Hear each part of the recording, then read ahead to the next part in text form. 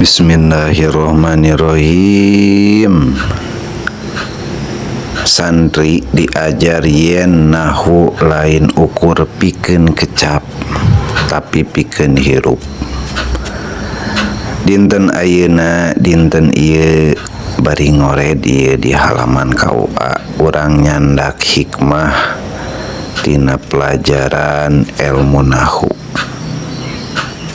Imam Ibnu Malik atanapi Imam Son Hajili Sohibi Jurumiyah pikeun al-hayatu zaujiyah alias kehidupan rumah tangga. Dinten ayeuna abdi aya di KUA Wanayasa nuju ngored halaman sok sanaos nyalira. Dina kaayaan sepi Pak Haji teu aya ieu teh ya dibaturan we dengan setitik Sohibul Mu'alib pengarang ilmu nahu pamudah-mudahan sing janten edukasi. Ilmu nahu ngajarkeun bahwa yen sagala nu rapih butuh tatanan kaasup al-hayatu zaujiyah alias kehidupan rumah tangga. Ngored halaman ieu teh emang jauh ti ngurus rumah tangga. Ilmu nahu ngajarkeun lamun posisi bener makna oge bakal bener kitu nya. Bismillah nya dina ilmu nahu disebutkeun robahna makna eta lantaran robahna amil. Nah dinten ieu bari ngored di halaman KUA urang dikaitkeun jeung al-hayatu zaujiyah. Kadang santri teu kudu di majelis bari ngored halaman KUA oge jadilah nya ilmu nahu bisa jadi guru ngeunaan ilmu dina rumah. Amin. Santri mah diajar teh yen ilmu nahu lain saukur pikeun kecap tapi pikeun kahirupan. Malah nalika ngored ieu halaman sorangan di KUA Jurumiyah atanapi ilmu nahu bisa hirup dina al-hayatu zaujiyah. Amin. Nahu alias dina ilmu nahu aya i'rob gumantung kana amil.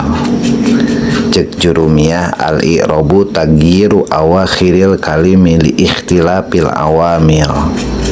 Ja edukasina dina ilmu nahu kecap robah tungtungna sabab amil.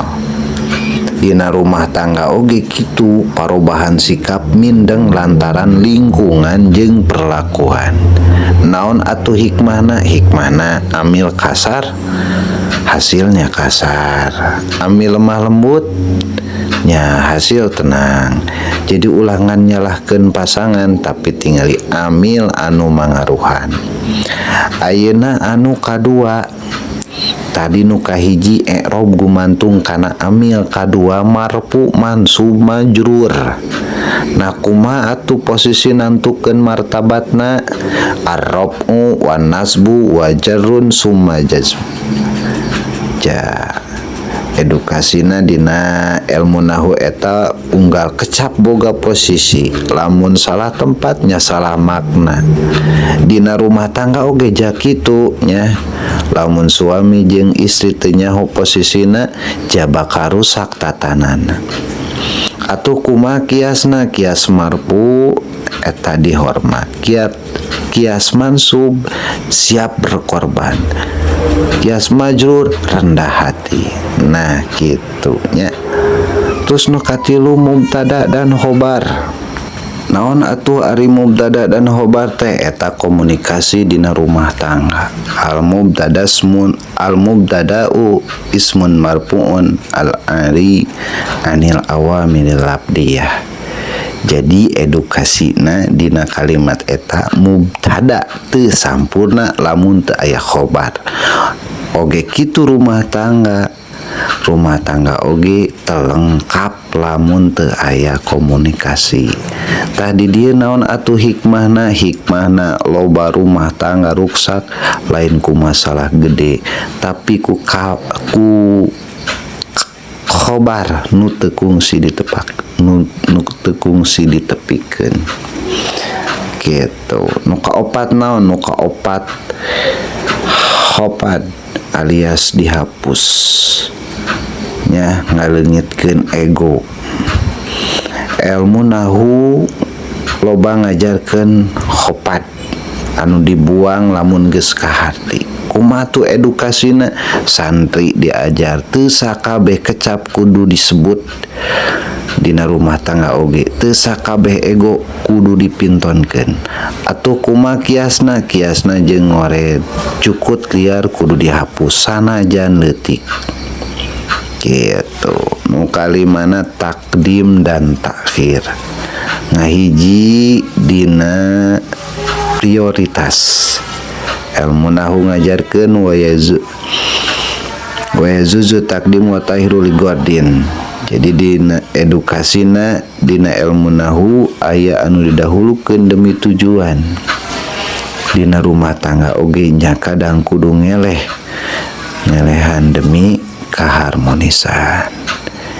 Ya akhirna dina hasil pelajaran eta nya ilmu nahu ngajarkeun tatanan adab cing hikmah. Ngored halaman ayeuna jadi pelajaran al-hayatuz zaujiyah bakal rapih lamun unggal unsurnya posisina daek robah jeung daek dibersihan. Jadi pelajarannya orang anu sebagai santri ngored dan rumah tangga ieu jadi santri diajar yen sagala orang sebagai santri diajar sagala hal di dunia aya ilmuna. Malah ngored halaman oge bisa jadi pelajaran keur al-hayatuz zaujiyah.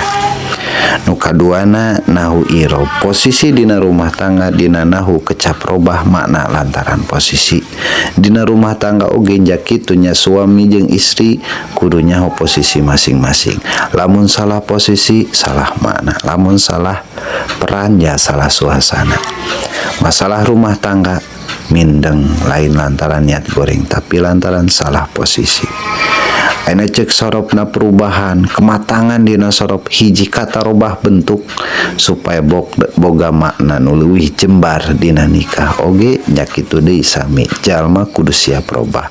Nu teu siap robah atuh bakal kaganggu ku pernikahan. Nikah teh tempat tapaul silih mangaruhan pikeun jadi leuwih dewasa. Atuh cepikihna muasyarah bil ma'ruf wa ashiruhunna bil ma'ruf nya saudina Al-Qur'an. Pikih ngajarkeun rumah tangga lain soal menang hak kungkul tapi ngalaksanakeun kewajiban. Nu loba nuntut kana hak biasana poho kana kewajiban. Ayeuna ceuk ilmu tasawuf dina ngoredna tazkiyatun nafs, ngored jukut liar sarua jeung ngored sifat liar dina diri. Amarah lah, ego lah, jeung gengsi lah. Jadi rumah tangga ruksak lain ku batur tapi ku nafsu teu dibersihan. Atuh ayeuna kagenepna kias santri analogi pesantren nya urang sebagai santri anu mudah-mudahan katurung cupu ku ilmuna seperti pondok rumah tangga butuh nadum tata tertib jeung sabar. Tanpa eta santri bubar, rumah tangga oge nya kitu bakal bubar. Atuh anu katujuhna penutupnya urang berdoa dan muhasabah mugia urang sanggup ngored luar jeung jero ngabersihan halaman jeung ngabersihan hate sabab al-hayatuz zaujiyah nu bersih lahir tina jiwa nu beres. Amin. Jadi ilmu nahu ngajarkeun yen tatanan nyababkeun makna. Ngored halaman ngajarkeun yen bebersih butuh istiqomah. Mugia al-hayatuz zaujiyah urang sadaya dirapihkeun ku ilmu, dirawat ku sabar, jeung dijaga ku iman. Atuh ayeuna lamun dina nahu salah amir rusak irob, lamun dina rumah tangga salah niat rusak sakinah. Mugia Allah ngabenerkeun duanana. Teras atuh sakumaha jukut liar kudu dipicin kitu di ego dina diri urang ya. Ilmu nahu ngajarkeun ngingetan nu rapih lahir tina aturan, nu tenang lahir tina akhlak. atuh kadituna urang ngadong Allahumma aslih lana al hayataz zaujiyah kama aslahta lana ilmana wa akhlaqona. Ya Allah, rapihkeun rumah tangga kami sakumaha Gusti, ngarapihkeun ilmu jeung akhlakan. Amin. Atuh tidinya nya tina ilmu nahu urang diajar aturan, tingored urang diajar kesabaran mugia duanana ngahiji dina kahirupan rumah tangga nu sakinah mawadah warohmah. Hapunten bilih aya kalalepatan, ieu mah mung sakadar al mutakalimu tahta kalimat tahta kalamihi, nyarios keur mapagahan dirinya lira. Wallahu a'lam. Wassalamualaikum warahmatullahi wabarakatuh.